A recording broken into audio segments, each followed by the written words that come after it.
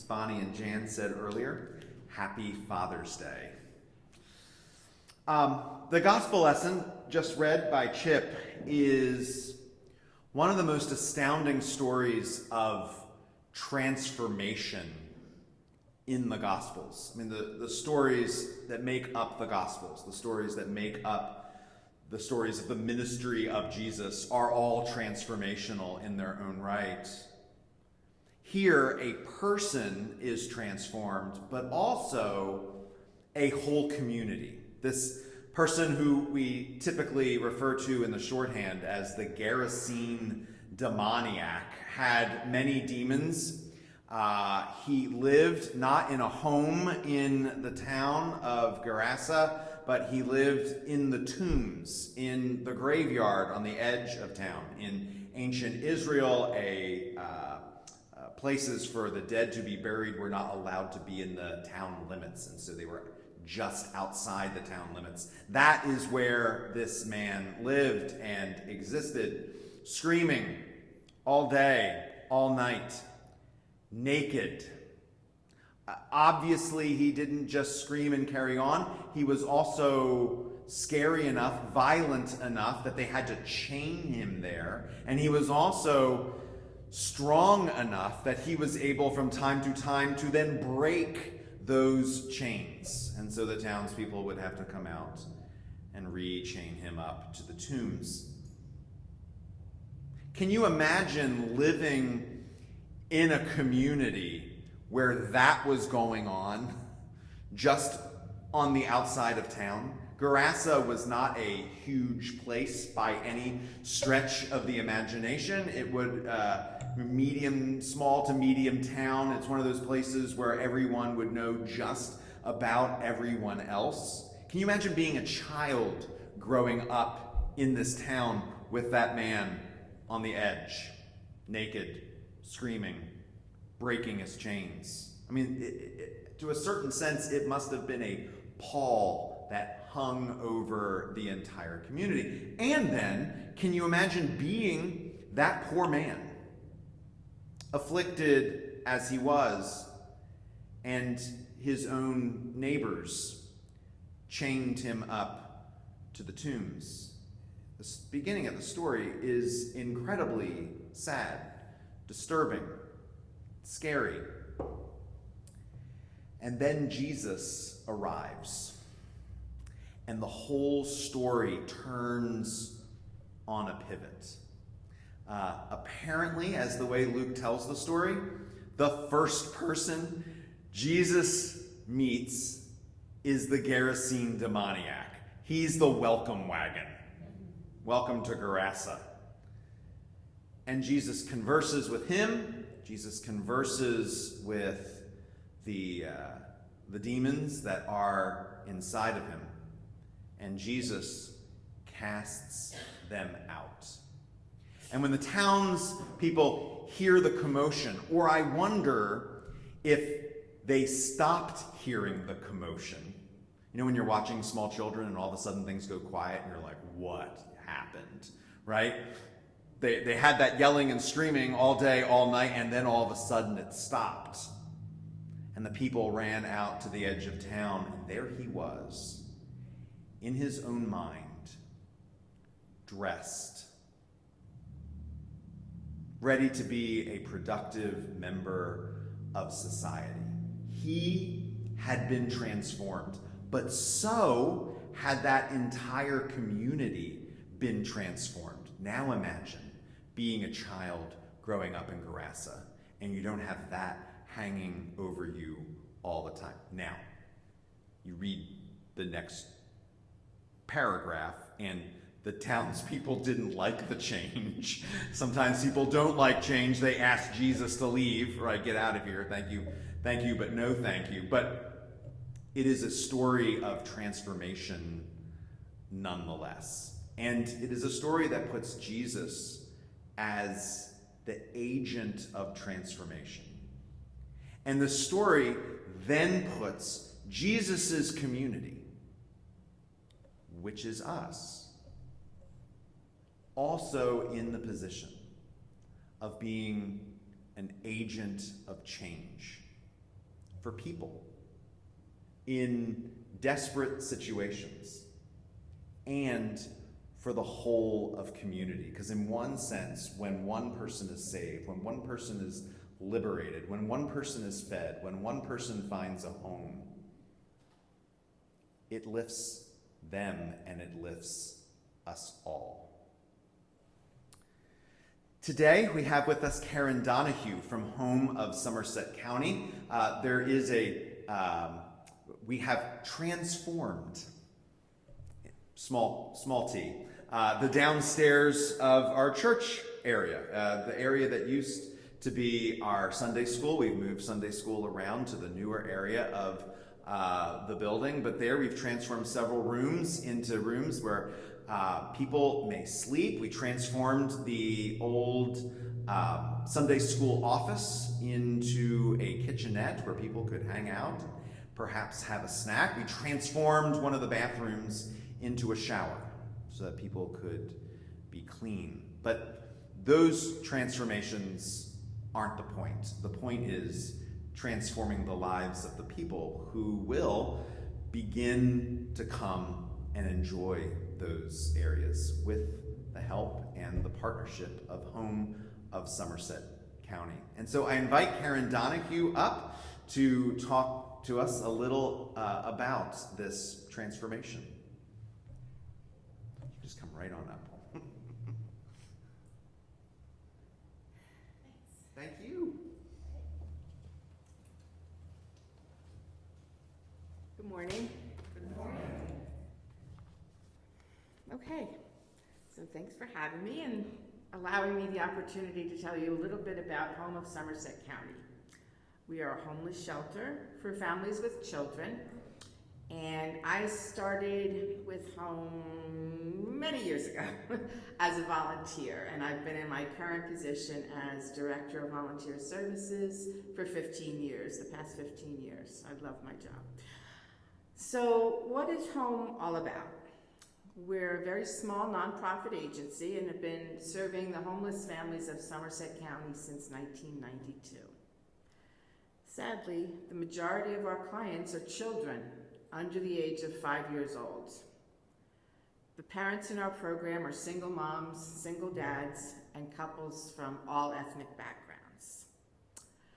It's been the vision of our agency to help these families with the main goal to attain and maintain independence.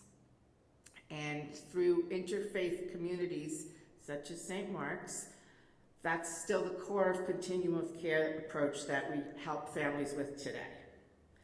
The families that come to us are referred to us by the Board of Social Services, the Welfare Department. And once they come to us, we do what's called an initial intake interview with one of our social workers. Parents are asked to identify short-term and long-term goals. Well, what's the long-term goal? They all want their own place to live, as do all of us. But getting there is a long journey. As an agency, we have 3 full-time staff members and 2 part-timers, and we provide individualized case management, financial counseling, budgeting, parenting classes, most importantly, mental health counseling. We're able to get parents to realize that it's okay to ask for and to receive help. They've been on the fringes for many years. They've become used to being stereotyped as victims of homelessness. Now, the stigma that they come to us with, imagine coming through our doors, having nothing, nowhere else to turn, and being majorly depressed. Our parents have been in positions where they've had to choose between providing food or diapers for their children. HOME provides both as soon as they come through the doors. I'd like to talk just a little bit about the children in our program. The range of age of our juvenile clients is from infants through teenagers. Our youngest client came to us at just 2 days old. Her name is Ava. Remember Ava, she comes up again. And our oldest, Malik, was 18 and graduated from high school while in the shelter.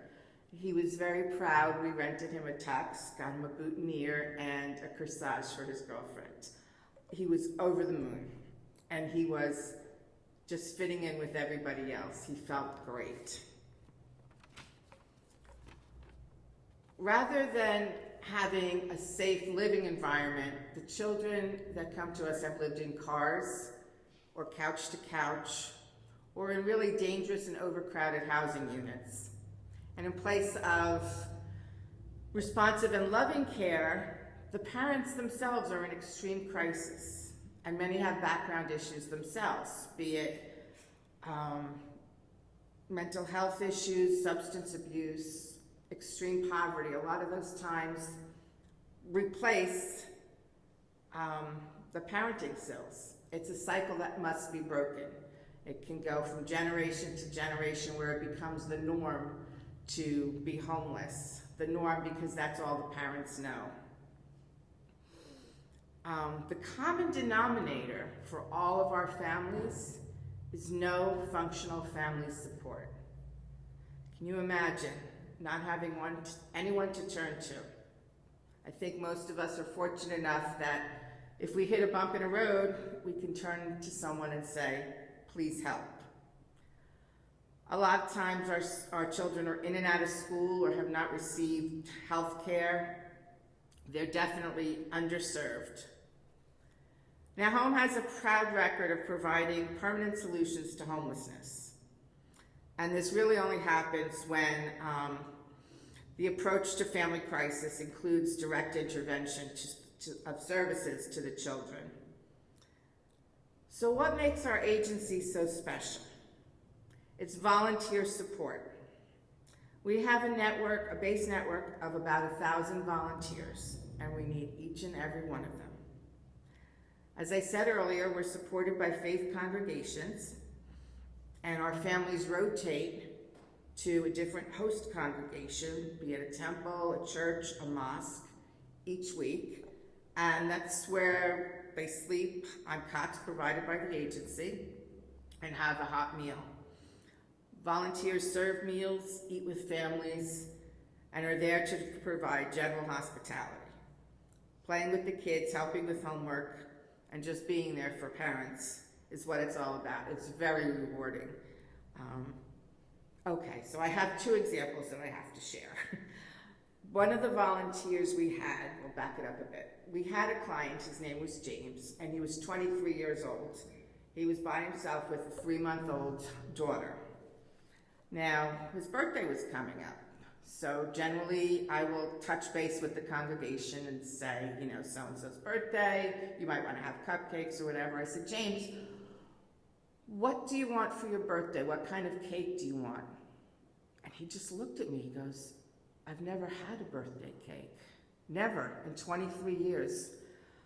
And he goes, do you think, in his very childlike voice, do you think I could get a SpongeBob cake?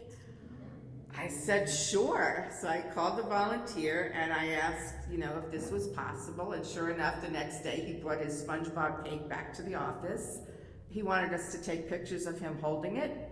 I don't think we cut it for 2 days. He was just so excited to have a cake just for himself.